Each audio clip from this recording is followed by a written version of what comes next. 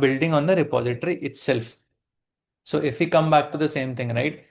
If you see here, there is a .githook folder that I have created, and then it has this particular file name called pre-commit. There is some bash code in it or shell script in it. If you see, it is telling you to create branch in a certain way. Now, why is it doing? This is a process where you want to limit people to probably follow a pattern, convention, so that there are no problems around it, right? And I don't want people coming into the process and then naming files like Shreyansh slash test. This is not descriptive enough for me. I don't know what Shreyansh test means. I know there is a person called Shreyansh who is working on some repository and some test, but what are these? I have no idea. Does it have any pattern? What these tests are? We don't know. Even if he names API test, what is this API test? What does it contain inside? I don't know that. Maybe if I go ahead and look at the repository and code, I will be able to understand.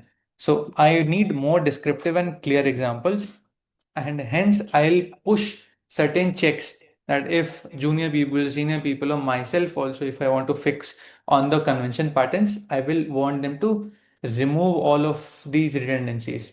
Hence, such files are created to not allow people to do that. Then we have something called a prepare commit message as well.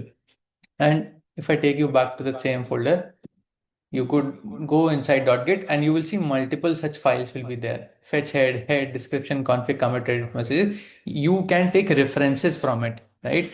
They will by default contain some code and you can modify on top of it with your version of it. So similarly, if I want people to write descriptive commit messages, which is a problem these days because not everyone is used to working with Git or code versioning or in general this process. So you might see people writing message for commit as, let's say if I write this commit message, commit code.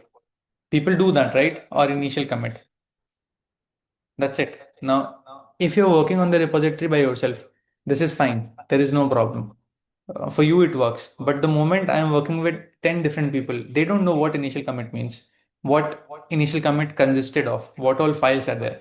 So I will have to write initial commit for API test on Playwright, right? Or whatever is my descriptive message. I need that.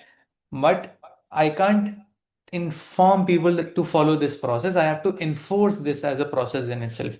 So I will create such files so that when somebody clones this repository and the next time they try and do a commit or a push on top of this repository on a new branch, they don't just create files and then just put normal messages of commit or create random branches.